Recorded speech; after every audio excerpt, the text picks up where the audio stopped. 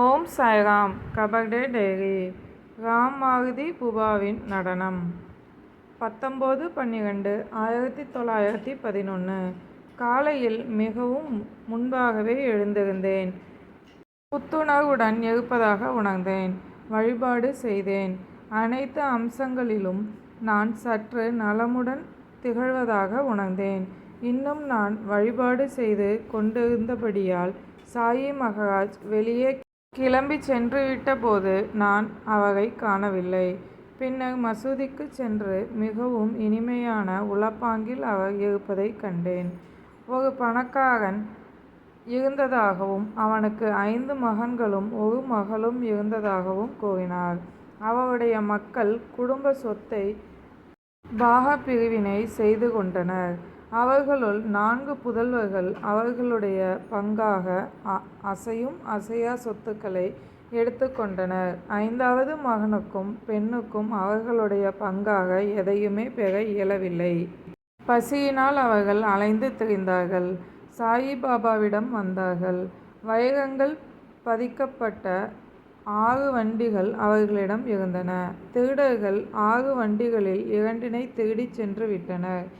மீதி 4 வண்டிகள் ஆலமரத்தின் கீழ் நிறுத்தப்பட்டிருந்தன. இத்தருணத்தில் பாபா மாருதி என்று அழைக்கும் திரியம்பக்ராவ் குறுக்கிட்டார். எனவே இக்கதை வேறு போக்கில் திசை திரும்பியது. மதிய ஆரத்திக்கு பிறகு நான் இருப்பிடத்திற்கு திரும்பினேன். உணவு உண்டேன். துர்வேஷ் சாஹிப்புடன் பேசிக்கொண்டு அமர்ந்திருந்தேன். அவர் மிகவும் இனிமையான மனிதர்.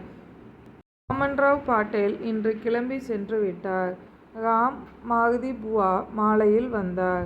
பஜனையின் போது அவர் நன்றாக நடனமாடி குதித்தார். மாலையிலும் மீண்டும் ஷேஜ் ஆரத்தியின் போதும் நாங்கள் சாயி மகராஜை பார்த்தோம். பீஷ்மாவின் பஜனையிலும் ராம் மாருதி புவா கலந்து கொண்டு நடனமாடி குதித்தார்.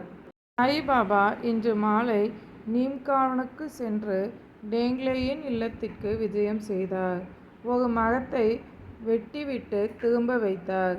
பலர் திரும்ப இருப்பிடத்திற்கு அழைத்து வந்தனர். நான் அதிக தூரம் பின்தொடர்ந்து செல்லவில்லை. எங்கள் வாதாவுக்கு அருகில் சாயிபாபாவை வரவேற்பதற்காக ராதாகிருஷ்ண மாயி வந்திருந்தாள். நான் முதன்முறையாக அவளை பெரிய முகத்திரை இது எதுவும் இன்றி பார்த்தேன்.